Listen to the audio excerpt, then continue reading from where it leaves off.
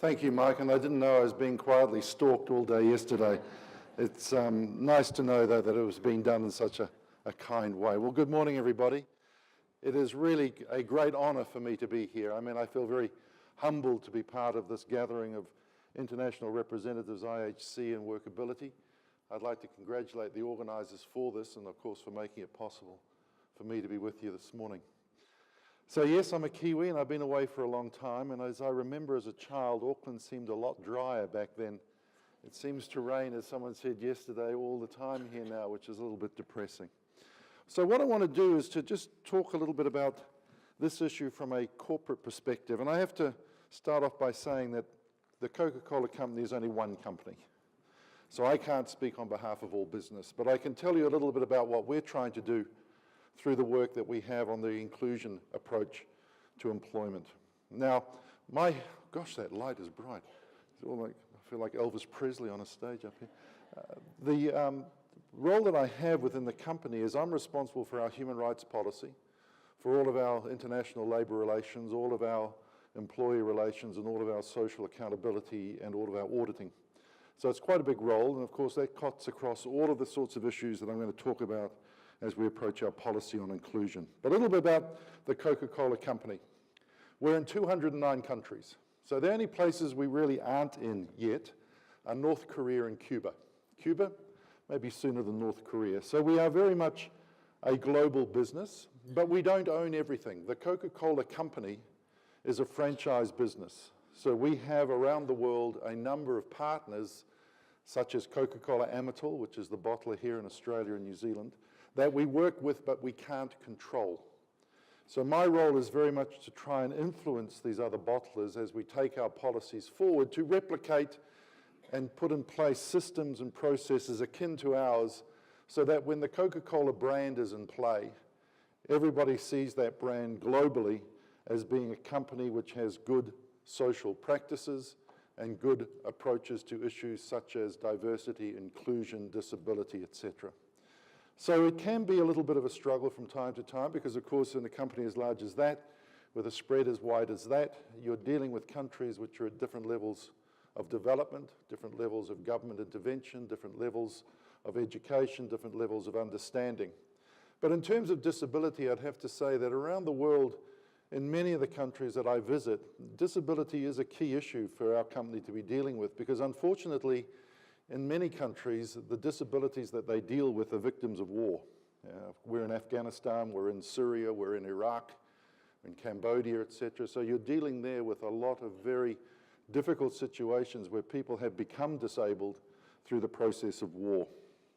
We have over 500 separate brands. So while you're all enjoying Coca-Cola Red or Coca-Cola Zero, there's 500 different brands around the world that we own. We do 1.9 billion servings a day. So that means every one of you who drinks a Coke every day, thank you. You're one of the 1.9 billion. We're going for the 2 billion any day now. And so we appreciate your support in making that happen. We have over 23 million outlets around the world that we have to be able to get to on an almost daily basis in order to make sure that those 1.9 billion people can get their serving every day. And we employ over 750,000 people directly through the business. That's not with the supply chain. Our supply chain is ginormous. We have millions of businesses in our supply chain. So as we try and look as a company in issues such as yours, we always try and work not just with the business, but also into our supply chain. So we encourage our suppliers to our business to also be attuned to the issues and concerns that we have around our human rights policy and issues of inclusion. And since 2011, we have really been driven by our human rights policy. It's an articulation that we have that is applicable to the business. It's actually fully endorsed by our board and our chief executive, Muhtar Kent. I report into the board of the company every year in terms of our human rights performance.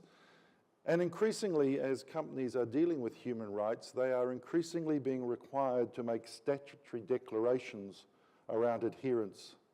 And that includes increasingly in areas of diversity. We'll talk a little bit more about that. Disability is a long-standing ground for our company to be dealing with, intellectual and physical disability. Mention was made of the fact that the company is very much in tune with the work that's being done around the Special Olympics. including the Paralympics and, of course, the Olympic Games themselves. This is done, yes, it's good for the brand in order to be associated with these things, but Muhtar Kent in particular, who's on the board of the Special Olympics and has been there for many years, and we were a founding sponsor of the Special Olympics, believes very strongly in the fact that that event is able for us to take our disabled people into the sporting arena. So we have a number of our associates who participate in the Special Olympics representing countries around the world, which is a marvelous thing in terms of the way in which that lifts the understanding of inclusion within the business. We also take the commitment that any form of discrimination in regards to disability is unacceptable to the company. Now, discrimination is very wide-reaching. It includes, of course, issues of disability. It also includes this issue of LGBT and diversity more broadly. And so whilst words exist on paper, what we have to ensure is that we actually live up to those words through the practices we apply. So we take a very strong view in our recruitment processes that hiring, placement, training, and compensation are based on the person's qualifications, skills, and experience, and that we try and remove from the consideration of people who are looking at a job with the company any risk of them being discriminated against because of a disability of any kind. Now, mention was made yesterday about the fact that, and Phil was mentioning this, attitude is the biggest challenge that you have in a business. Whilst you can set out policies, while you can set out procedures, while you can set out commitments, while you can set out training for people, it's the attitudes that those people that bring to work is the guiding light in terms of how do you actually affect an inclusive approach to employment. And people, unfortunately, don't always do the right thing. Not necessarily intentionally, but we have these preconceived ideas and concerns around disability. And people fear it. People are scared sometimes of having a disabled person in front of them for an interview, or what they see is the risk of bringing someone with a disability into the business. And that's the hardest thing to shift, is people's fears around what they perceive to be that person in front of them. And so whilst we try and affect this through training and inclusion, the work that you do here through this network is so important, and Phil and others made the point yesterday. We need you to engage with business. And I say that in a way which is not necessarily demanding things of business, because if you demand things of business, as you demand things of you, everyone sort of goes, whoa, whoa, whoa, whoa, whoa. But we need you to engage with us. And we look for forums and opportunities where people can come to us to help us better do the work that we're trying to do. Gone are the days, I think, and we've seen this in other areas of human rights, where NGOs used to just blame companies. They would attack companies. You're not doing this, you're not doing that, you're not doing this, you're not doing that. And they've changed now because companies are saying, well, actually, we want to do what you're asking of us. We don't know really how to do it properly. How about helping us? And this is where the Workability Network and the roles that you play in the community is so important. And it may seem at times like you're a wave on a rock, just keeps crashing against the rock and the rock never seems to change shape. But I can tell you now that engagement is very, very important. The opportunity to come and talk and to listen on both sides is very important. And so my background here and with Phil O'Reilly in the dim distant past, I'm the younger twin, by the way. Representative organisations of employers, businesses like the Employers and Manufacturers Association, Business New Zealand, etc., are very, very important interlocutors for you. Because it is through those networks that you get the opportunity to come and talk about the issues and concerns that you have and start to put solutions. Make it easy for business to do what is your agenda.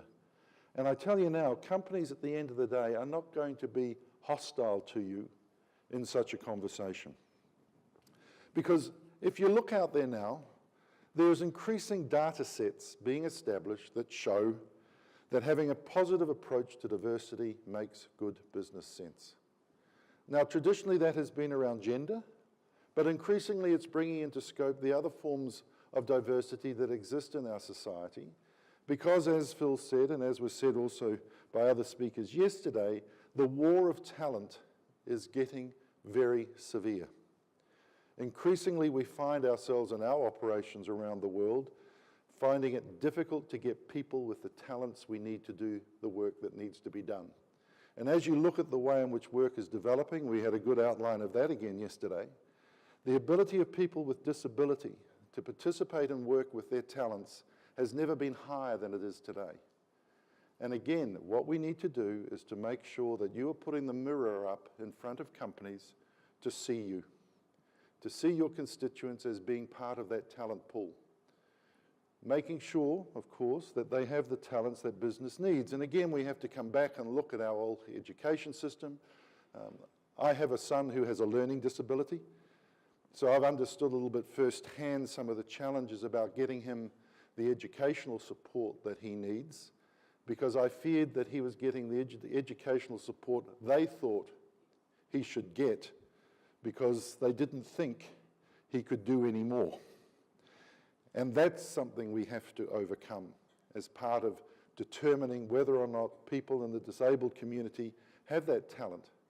And we need to challenge not only business about recruitment, but we need to challenge educators around how we provide that support and assistance.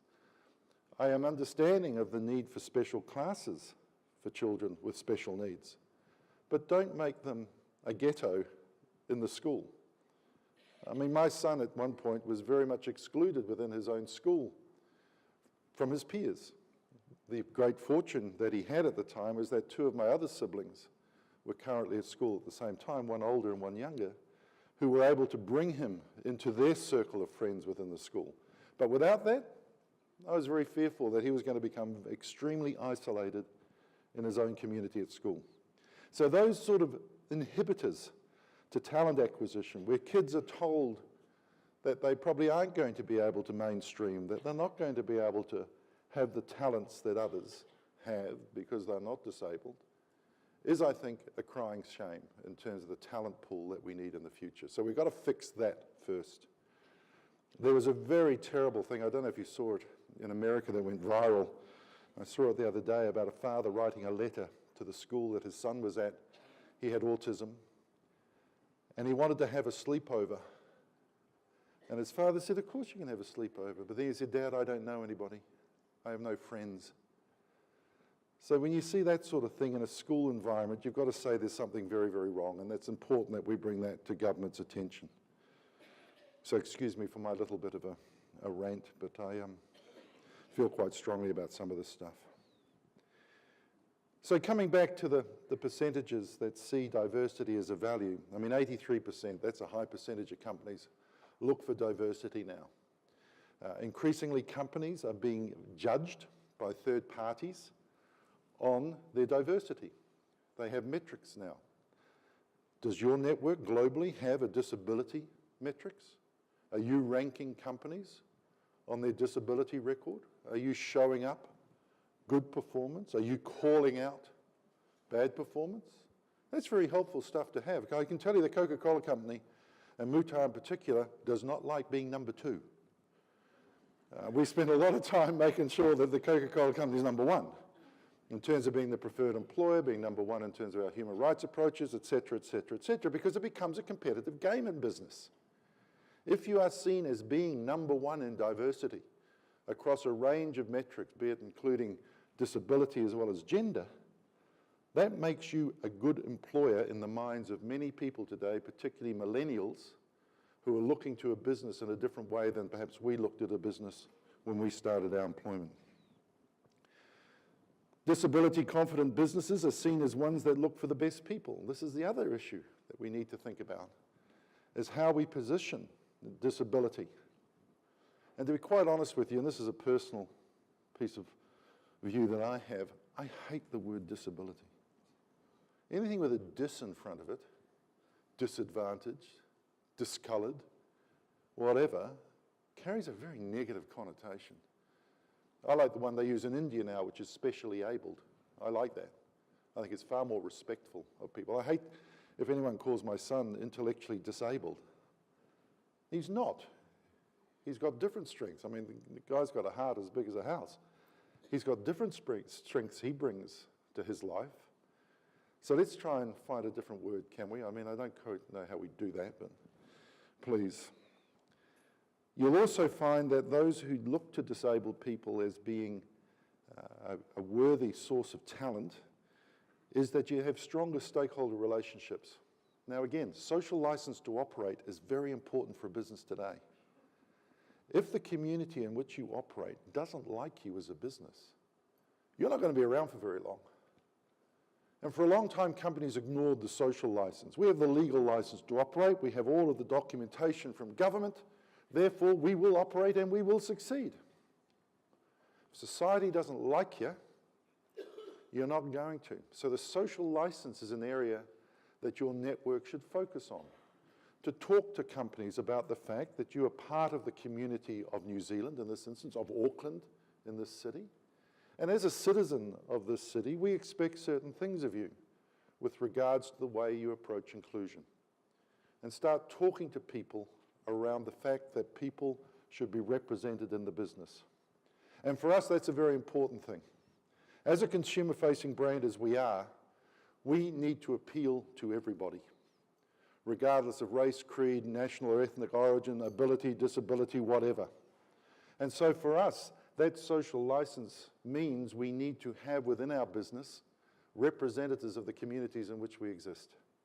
Because without that, we don't have the legitimacy we require to be able to sustain ourselves in those markets.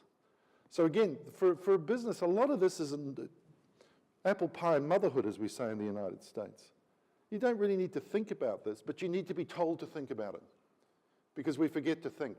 It's very easy not to think, because there's so many other issues coming on. But when you start to bring it to the attention of the business in concepts that they understand, social inclusion, social license to operate, being the best business you can, being attractive to customers and consumers, being able to use your diversity history as a marketing tool to show to the communities that you're better than others is very, very important. We've also found that actually by bringing people in from communities you don't normally access, like the disabled community, you actually get higher productivity. And that's another misnomer that people have. People with disability can't be productive. That's a mindset people have. You have to make special accommodation, and you've got to give them special treatment, and you've got to expect lower results. No, you don't. And as was mentioned yesterday, the way technology is changing today and the way we're moving to more simplified ways of using technology, people with a disability or the specially abled are able now to be as productive, if not more productive, than probably me in terms of the way in which I do my job, given my old skill set now that I'm getting on. Now, the other problem, though, that we have when we come and talk about disability within the diversity portfolio is that you still tend to be rather hidden in that debate. As I talked about before, this network is so important for giving visibility to your constituency. Diversity still tends to be gender at the moment. And why is that? Because there's a lot of work being properly done around the fact that women are underrepresented at senior levels of management in most companies around the world, that we're not getting the right work blend processes in place, that women are being denied opportunities for equal pay, etc. It's true. And you'll be interested to know those that make the most noise get the most attention. And at the moment, still within many countries around the world, disability is something, as I said at the beginning, you don't talk about. You don't talk about disability. In fact, when I was growing up in New Zealand, you didn't see it. It was all locked away. And it was never visible. I never had any child in the school that I was at until I got to high school that was in any way disabled. They weren't in the streets with the communities, they weren't there. And so that mindset in us, people of our generation, is still a mindset that impacts the way in which disability is viewed within employment opportunities. So we need to overtake and overcome that social segregation that exists. And again, I don't think we've quite got it right. It needs a lot of work, but it needs a very strong unified position from groups such as your own in terms of how you articulate that. You give government a choice, they'll always choose the one against you've got to make sure you narrow the options that you put to government so there's only one option to choose and it's yours. That's why I think it's very important that as a network you bring together and come up with a very, very clear, simple message to government and to business with regards to the inclusion and the removal of social segregation. Our talent acquisition team in Atlanta and around the world pays particular attention now to making sure that we open the doors as widely as possible. And so, again, having especially able people take use of LinkedIn, other social media platforms, it's very, very important for people to get access into jobs. I mean, we just did something in the United States which was seen as quite radical. In the United States, it used to be quite legal, well, it still is legal actually, to ask people at the initial time of interview, have you ever been convicted of a criminal offence? And on the basis of that, you didn't have to interview them. We've now removed that. It's called check the box. So a person who's applying for a job with us does not have to disclose as a first part of the process that they've had a criminal conviction. Now, if they are offered a job, then they are background checked. If they have a criminal conviction, that will then be a point for discussion, not a point for exclusion. And so the same thing should happen with ability. You shouldn't be declaring, have you got a disability? Or are you specially able? I mean, we need to avoid any of that premeditated exclusion that goes on in some jurisdictions in the world. And I often say to people, yes, it is legal to be exclusive of people. You can exclude them. It's legal. It's not illegal not to do it.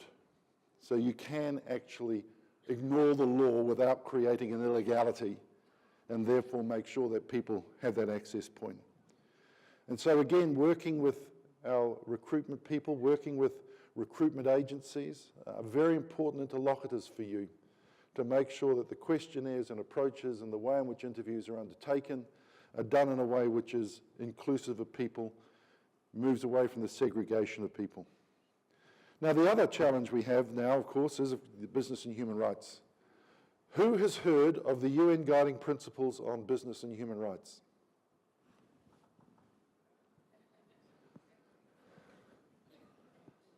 Not one of you? Oh, well, one. I should think you had. Randstad has been a leader in this area. Right, some homework for you. In 2011, the UN Human Rights Council in Geneva unanimously adopted the UN Guiding Principles on Business and Human Rights. Nothing has ever been unanimously adopted by the UN Human Rights Commission. In order to be able to respect human rights, what we have to do as a company is we have to know and show.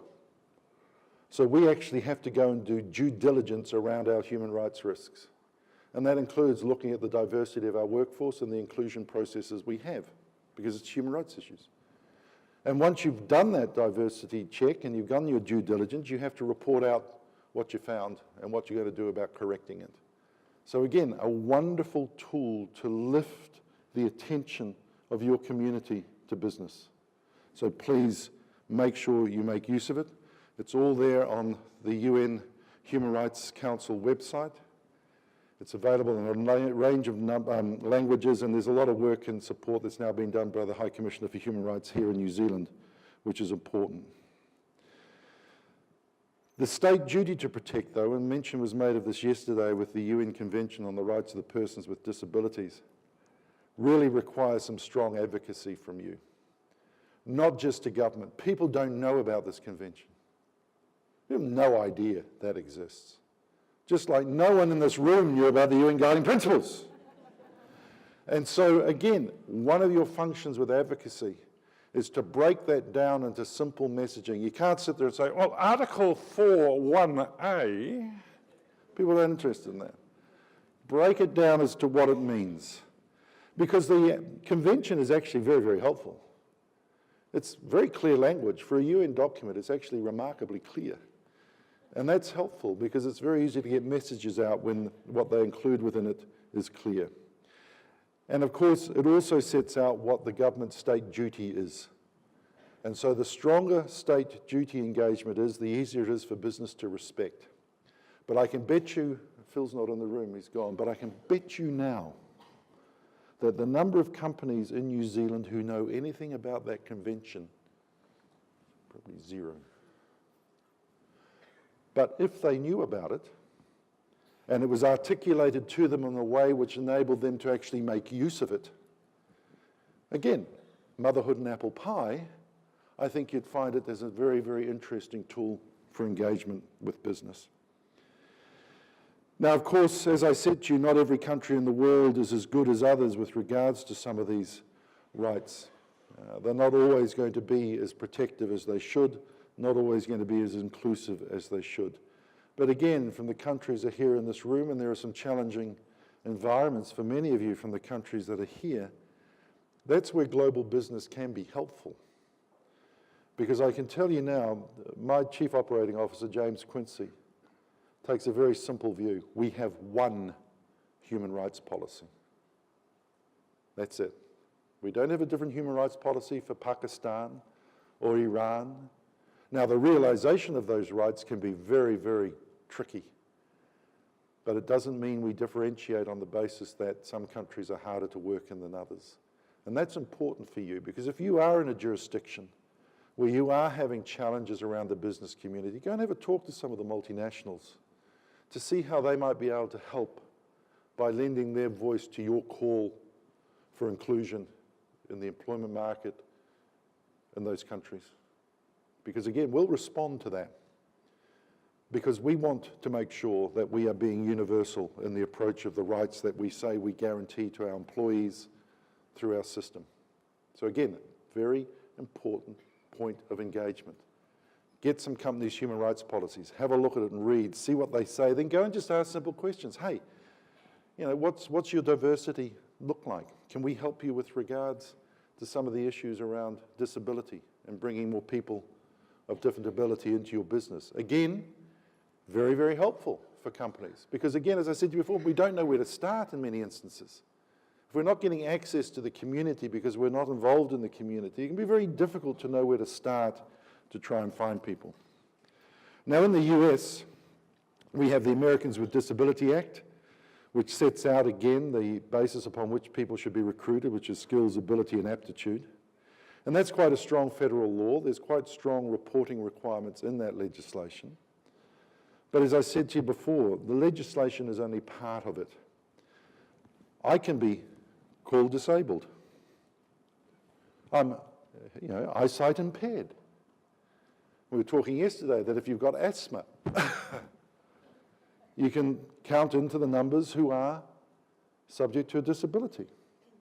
And so legislation, to my mind, that sets quotas is something you need to be very, very cautious about.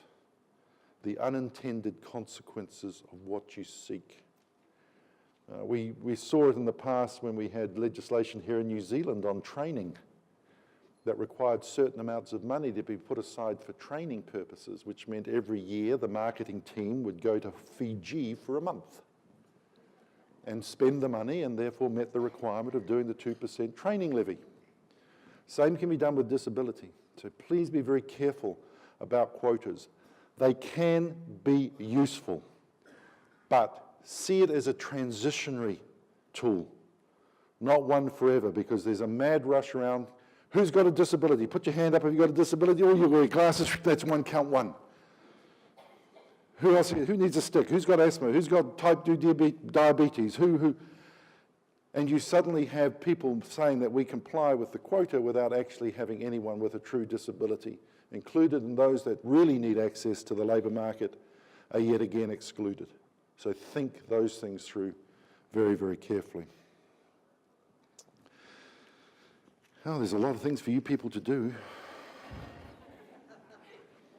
The other thing that's interesting is, and we have this in the US and you have it around the world, reasonable accommodation. Great words, reasonable accommodation. Pretty good sounding word. That reasonable, that sounds reasonable. But people think, oh my grief. And I remember here when we had the OSH legislation back in the 80s, late 80s, and we had to put wheelchair access ramps in and all sorts of, people thought the world was going to end. You know, oh, I'm going to have to put a lift in for the 2 stories I've got. I'll be out of business, I have to put a ramp in. The average cost of reasonable accommodation in the States for a person with disability is between $400 and $600. Nothing. So people who look at cost in terms of reasonable accommodation don't know what they're talking about. But then again, you need to be able to provide that data. And we have in the US something called the Job Accommodation Network, which is a group that pulls together this information to assist business in understanding what the true costs are. And so for you as a community, improving metrics, improving data sets is a very, very important way to engage with business, but also policymakers. But let's put that myth to bed. Reasonable accommodation is not expensive. You know, widening a door is not expensive. Giving someone a special access to a computer is not expensive. And these days, as I said before, as technology increases, so does the cost of accommodation decrease. So we need to bear that in mind. And of those people that needed accommodation in the US, of the disabled, only 44% needed any reasonable accommodation. So again, the belief that everyone's going to need it isn't true. But unless you debunk those myths, people think that's exactly what it's going to be. Now, as I said to you before, as a company like the Coca-Cola company with a consumer-facing approach, we need to make sure that the world's population is reflected in our workplace, and 15% of the world's population live with some form of disability. That's a lot of people to exclude either from your market or from your business. And so again, those sort of figures become very important when you start to look at how do we increase that representation. And I don't mean to be rude to those who have been very successful in promoting the gender diversity issue, but you need to be as good as them. You need to get your issue up the list of issues for business to deal with. And I think, again, in some instances, your community's too quiet, that you're not actually getting some real champions around to speak for you. If you look at the gender debate, there are very strong women chief executives who are in this space, advocating for corrective action. You need similar people. You need the sports stars. You need the people of the community to be talking for you. Because again, there is a tendency to say, uh-oh, another special interest group. But if you can get others to articulate for you, to get some champions in the corporate community to talk about this, as Muhtar does, particularly when he gets started on the Special Olympics. I mean, it's just incredible what he does in that space. You need more of those people, more of those voices.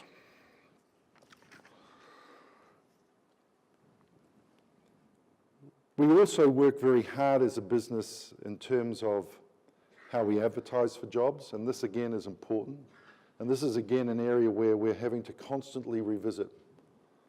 One of the things that always scares me about some of our job advertisements and even our position descriptions, they're basically premeditated by employing someone that looks like me. And you see and look at those job descriptions, the barriers that they put to anyone of any difference. So you traditionally see in a bottling company, for example, you know, they'll say, oh, we can't get women to work in a bottling plant. All right, let's look at the job description. Why do they need to be able to lift 500 kilograms? They don't, but it's been there forever, and there used to be big burly men that used to hurl crates around. You don't need to do that now. So again, helping companies in terms of reviewing their job descriptions and their job ads can be very, very helpful for removing those old historic impediments to attracting people with different abilities to a job. Again, preconceived actions can become highly problematic. We also need to make sure that we focus on outputs, not inputs. And this again is something which can be easily articulated. And we do a lot of work in the US with regards to the employment of US war veterans, particularly disabled, as part of our social engagement. And that's been one of the key areas that's been the focus. Don't worry about how they do it. We'll deal with that, reasonable accommodate. We can make that work. What's the output?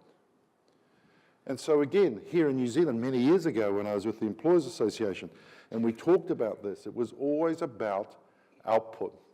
And again, when you're talking to people about the talents that your community has, what can they produce? You know, we had instances where a person may not be able to take dictation, for example, back in the day when there used to be dictation. Remember that? No. But they would tape things and type it up using a special computer later on. What happened? They were able to produce the minutes. They were able to produce the outcome. Whereas the debate is always on the input. So we need to change that debate. We also look for opportunities to work with groups such as yours, because it's good for our business to be associated with them. And that's why I'm here. I mean, it's a real honor and a privilege to be part of this event, because I strongly believe, and the company strongly believes, that the disabled community has a right, if there is such things as rights, they have the right to be included. They have the right to be equally considered, and they have the right to equal opportunity into the job. So if we can move away from the word something, as I said, I was in Bangkok during the Paralympics, big headline in the paper, the able disabled, focusing on what they can do, the output, rather than the input. And if you look at those games now, the Paralympics, this time I think for the first time in my review of all of the newspaper coverage, even the television coverage, they focused on the sport. The ability issue really wasn't there. These were leading sports people winning gold medals in their sport. People didn't see the wheelchair or the special equipment that may have been needed. It wasn't part of the thinking. You need to ride that wave, in my view. We need to build on that. And as we go into the Special Olympics, we need to continue for people to see the athlete and the achievement rather than necessarily focus on the disability or ability of the person. So disability is a challenge for employers. Don't think it's not, but help us overcome it. Give us the answers to the challenge. Make it easy for us to engage with you as a community. Let's be respectful about how we have those discussions. Let's think about what is the best language to use with each other.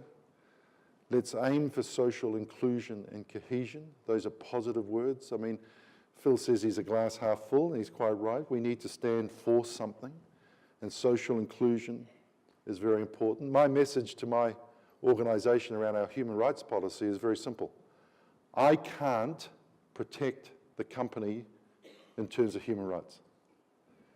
The only people that can protect the company on human rights are the individuals who work in it. So I say to my people, treat people as you would want to be treated yourself. And that includes with regards to people who are coming for job interviews. If we start doing that, if we treat people as we would want to be treated ourselves, that makes things a lot more positive in terms of the engagement. And that helps you just take that moment of reflection. Because in my business, the size that it is, I am a cell phone photo away from disaster every second of every day. That's a huge risk these days. And so to understand that if we can get our recruitment people, the people who are managing the business, the people who are engaging with our communities, our marketers, etc., just to say, hey, would I be happy being treated that way? No. Then if you wouldn't be happy being treated that way, don't assume that they're happy being treated that way. And so for me, as we move forward, we need to maximize talent, we need to maximize social inclusion, we need to maximize the success that coming from a job or work with talent gives to people is so, so important. And as I said before, it is the right thing to do. So thank you very much.